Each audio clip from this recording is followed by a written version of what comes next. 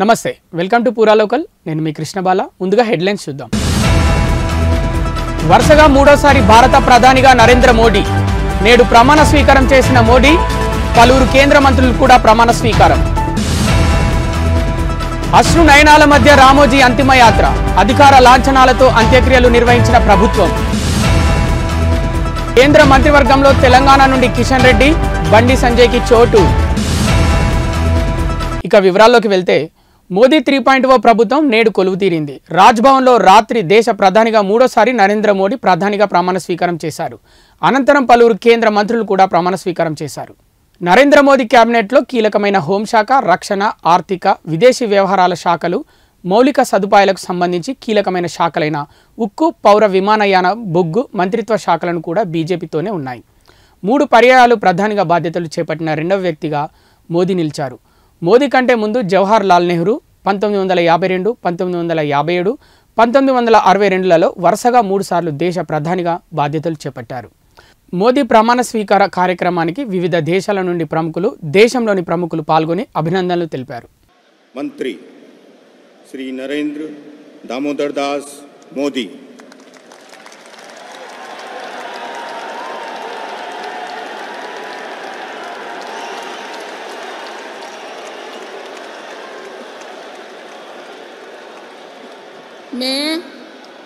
मैं नरेंद्र दामोदर दास मोदी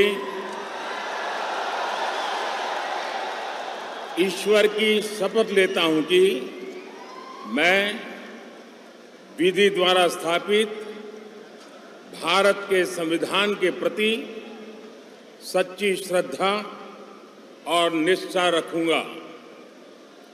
मैं भारत की प्रभुता और अखंडता अक्षुण्ण रखूंगा। मैं संघ के प्रधानमंत्री के रूप में अपने कर्तव्यों का श्रद्धापूर्वक और शुद्ध अंतःकरण से निर्वहन करूंगा तथा मैं भय या पक्षपात अनुराग या द्वेष के बिना सभी प्रकार के लोगों के प्रति संविधान और विधि के अनुसार न्याय करूंगा। मैं नरेंद्र दामोदर दास मोदी ईश्वर की शपथ लेता हूं कि जो विषय संघ के प्रधानमंत्री के रूप में मेरे विचार के लिए लाया जाएगा अथवा मुझे ज्ञात होगा उसे किसी व्यक्ति या व्यक्तियों को तब के सिवाय जबकि प्रधानमंत्री के रूप में अपने कर्तव्यों के सम्यक निर्वहन के लिए ऐसा करना अपेक्षित हो मैं प्रत्यक्ष अथवा अप्रत्यक्ष रूप से संसूचित या प्रकट नहीं करूंगा।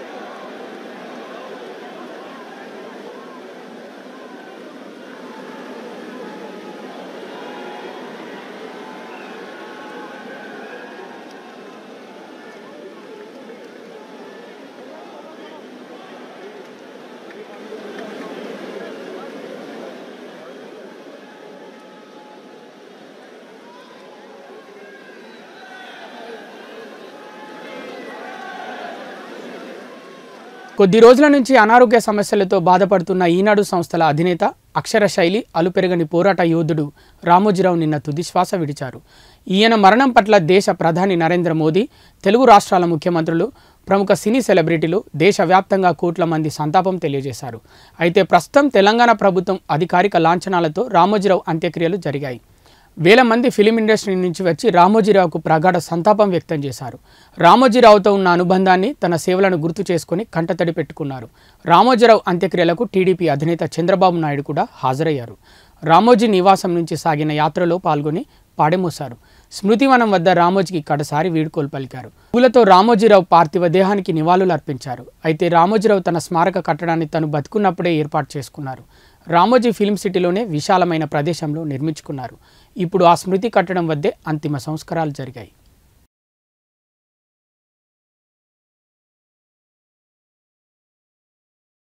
నరేంద్ర మోదీ ఈరోజు మూడోసారి ప్రధానిగా ప్రమాణ స్వీకారం నేపథ్యంలో మంత్రివర్గంలోకి తీసుకొనున్న వారితో ఆయన లోక్ కళ్యాణ్ మార్గ్లోని తన నివాసంలో టీ మీటింగ్ నిర్వహించారు. ఈ సమావేశంలో తెలుగు రాష్ట్రాల నుంచి కిషన్ రెడ్డి, బండి సంజయ్, శ్రీనివాస్ వర్మ, టీడీపీ నుంచి రామ్మోహన్ నాయుడు, పెమ్మసాని చంద్రశేఖర్లు పాల్గొన్నారు.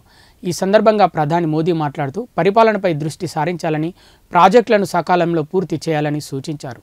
సమావేశానికి హాజరైన వారిలో బీజేపీ, ఎన్డీఏ భాగస్వామ్య పార్టీల నుంచి ఎంపీలు ఉన్నారు. అమిత్ షా, నితిన్ గడ్కరీ, జ్యోతిరాదిత్య సింధియా, శివరాజ్ సింగ్ చౌహాన్, పీయూష్ గోయల్, నిర్మలా సీతారామన్, అశ్విని వైష్ణవ్, మన్సుఖ్ మాండవీయ, గిరిరాజ్ సింగ్, హర్దీప్ సింగ్ పూరి, మనోహర్ లాల్ ఖట్టర్, అర్జున్ రామ్ మేఘ్వాల్, కమల్జిత్ సెహ్రావత్, రక్షా ఖడ్సే, జార్జ్ కురియన్, రణ్విత్ సింగ్ బిట్టు, సిఆర్ పాటిల్, హెచ్డి కుమారస్వామి, జయంత్ చౌదరి, లలన్ సింగ్, జితన్ రామ్ మాంఝీ, ప్రతాప్రాజ్ జాదవ్ తదితరులు ఉన్నారు. కోయంబత్తూరు నుంచి ఓడిపోయిన తమిళనాడు బీజేపీ అధ్యక్షుడు అన్నామలైని కూడా ఈ టీ మీటింగ్కి ఆహ్వానించారు. కిరణ్ రిజిజు, శరబానంద సోనోవాల్, నిర్మలా సీతారామన్లు కూడా ఉన్నారు. కేంద్ర కేబినెట్లో తెలంగాణ నుంచి 2 మంత్రి పదవులు లభించాయి. ఇటీవల జరిగిన లోక్సభ ఎన్నికల్లో తెలంగాణ నుంచి 8 ఎంపీ సీట్లను బీజేపీ గెలుచుకుంది. బీజేపీ రాష్ట్ర అధ్యక్షుడు కిషన్ రెడ్డి, బండి సంజయ్ బ్రహ్మాండమైన మెజార్టీతో విజయం సాధించారు. తెలంగాణ బీజేపీ ఎంపీలలో ఈసారి ఎవరెవరికి మంత్రి పదవులు దక్కనున్నాయనే ఉత్కంఠకు తెరపడింది. Secunderabad MP G Kishan Reddy, Karimnagar MP Bandi సంజయ్లకు కేబినెట్ బెర్తులు దక్కాయి. ఇటీవలే వెలువడిన లోక్సభ ఎన్నికల ఫలితాల్లో బీజేపీ తెలంగాణలో 8 ఎంపీ సీట్లను గెలుచుకుంది. దీంతో మంత్రి పదవులు ఎవరెవరికి దక్కనున్నాయనే ఆసక్తికర చర్చ జరిగింది. కిషన్ రెడ్డి, బండి సంజయ్తో పాటు డీకే అరుణ, ఈటెల రాజేందర్ పేర్లు కూడా ప్రముఖంగా వినిపించిన విషయం తెలిసిందే. ఈ మేరకు కేంద్ర మంత్రివర్గంలో కిషన్ రెడ్డికి, బండి సంజయ్కి అవకాశం రావడంతో పలువురు అభినందనలు తెలుపుతున్నారు.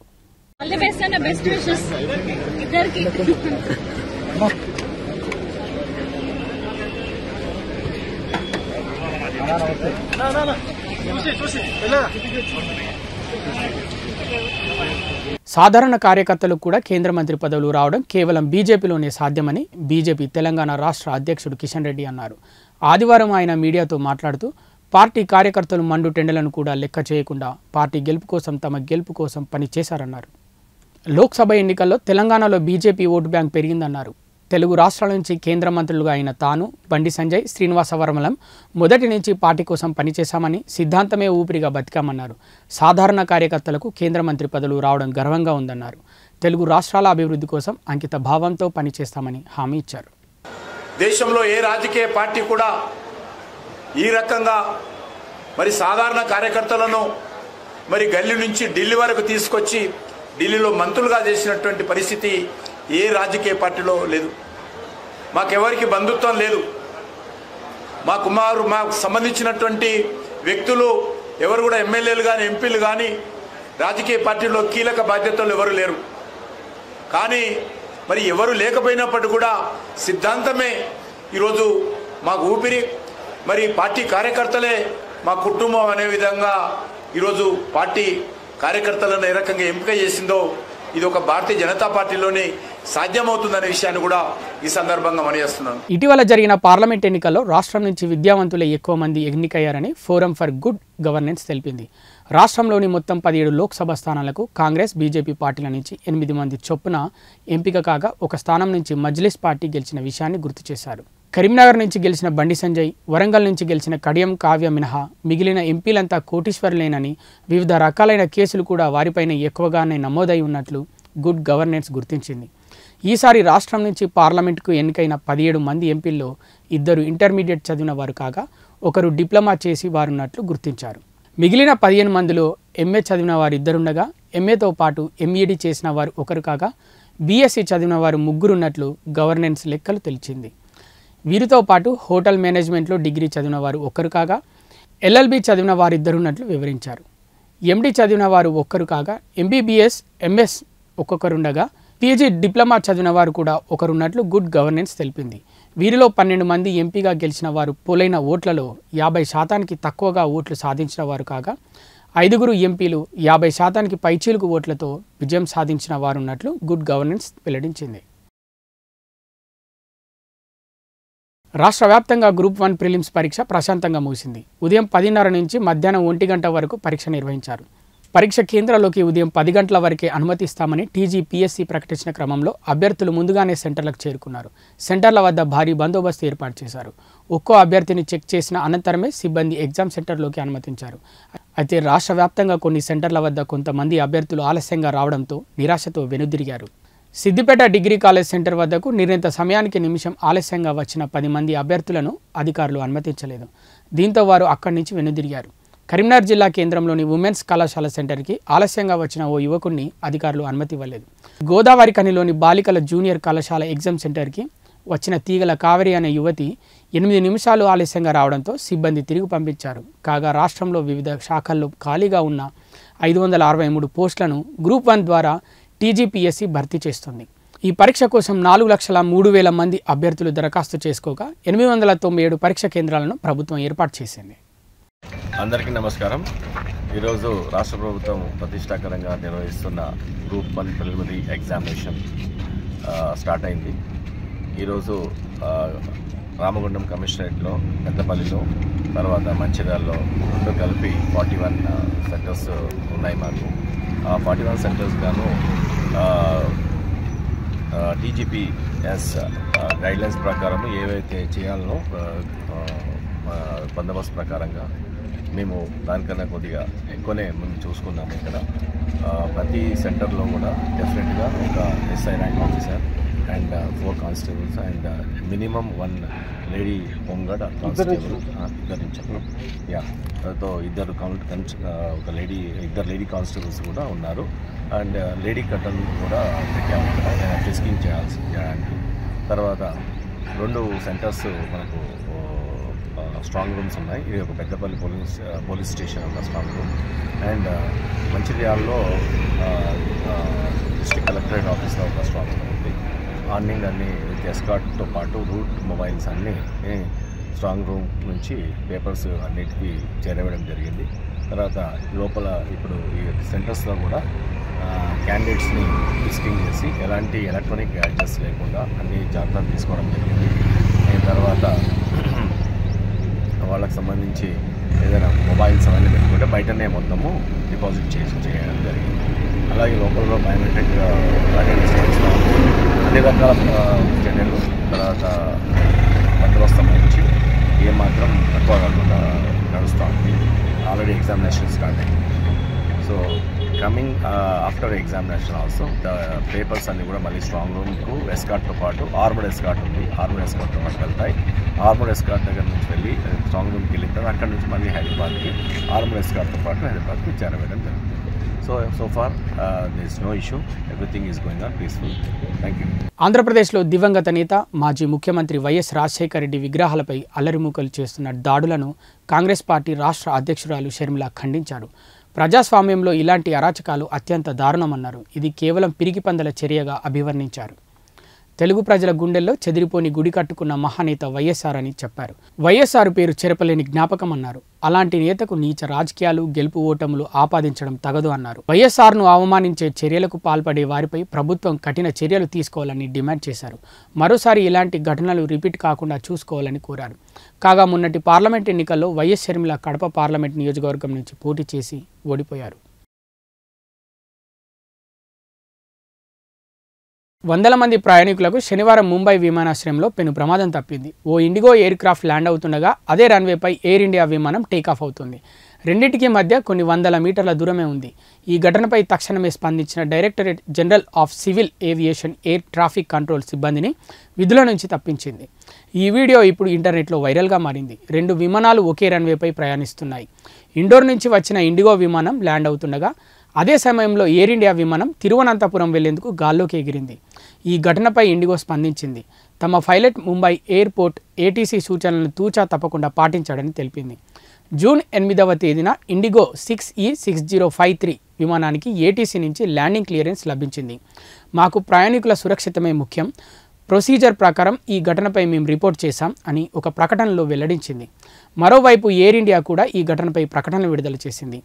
AI653 తిరువనంతపురం వెళ్లే విమానానికి ఏటీసీ నుంచి క్లియరెన్స్ వచ్చిన తర్వాతే బయలుదేరాం. ఈ క్రమంలో సూచనల ప్రకారం మా విమానం టేకాఫ్ అయింది. ఈ ఘటనపై దర్యాప్తు చేపట్టారు. అసలు అధికారులు ఎలా క్లియరెన్స్ ఇచ్చారనేది తెలియాల్సి ఉంది అని తన ప్రకటనలో తెలిపింది. హోరాహోరీగా జరిగిన ఏపీ సార్వత్రిక ఎన్నికల్లో కూటమి 164 సీట్లతో ఘన విజయం సాధించింది. ఈ క్రమంలో రాష్ట్ర వ్యాప్తంగా టీడీపీ శ్రేణులు సంబరాల్లో మునిగిపోయారు. వైసీపీ ప్రభుత్వం చేసిన అరాచకాలను తలుచుకుంటూ ఇన్నాళ్ళు లోపల మదనపడిన తెలుగు తమ్ముళ్ళు తాము అధికారంలోకి వచ్చామని సంతోషంతో వారి ఆవేశం కట్టలు తెంచుకుంటుంది.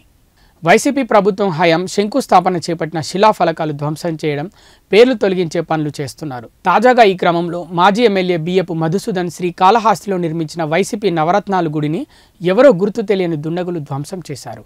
ఆలయాన్ని నేలమట్టం చేసి అక్కడి నుంచి పరారయ్యారు. దీంతో స్థానిక వైసీపీ నాయకులు ఈ ఘటనపై పోలీసులకు ఫిర్యాదు చేశారు. వారు నిందితులను పట్టుకునేందుకు గుడి దగ్గరలో ఉన్న సీసీ ఫుటేజ్ను పరిశీలిస్తున్నారు.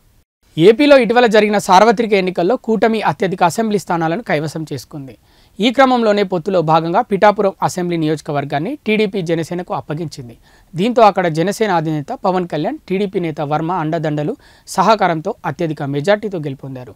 ఇక్కడి వరకు బాగానే ఉన్న సీఎంగా చంద్రబాబు ప్రమాణ స్వీకారం చేయకముందే నియోజకవర్గ వ్యాప్తంగా టీడీపీ జనసేన నాయకుల మధ్య ఆధిపత్య పోరు మొదలైంది. తాజాగా పిఠాపురం పరిధిలోని తాటిపర్తి ఆలయ బాధ్యతలపై రచ్చ కొనసాగుతోంది. గుడిపై సర్వ హక్కులు తమకంటే తమకే ఉన్నాయంటూ రెండు పార్టీల వారు బాహాబాయికి దిగారు. దీంతో అక్కడ పరిస్థితి ఉద్రిక్తతకు దారితీసింది. కనీసం నియోజకవర్గ ఎమ్మెల్యేగా పవన్ కళ్యాణ్ ప్రమాణ స్వీకారం చేయకుండానే ఇలా అల్లర్లు చెలరేగడం కూటమిలో కుంపటి పెట్టేలా ఉన్నాయంటూ ఇరు పార్టీ వర్గాల వారు అభిప్రాయపడుతున్నారు. ఇవి ఇప్పటివరకున్న అప్డేట్స్. మరిన్ని అప్డేట్స్ కోసం చూస్తూనే ఉండండి పురా లోకల్.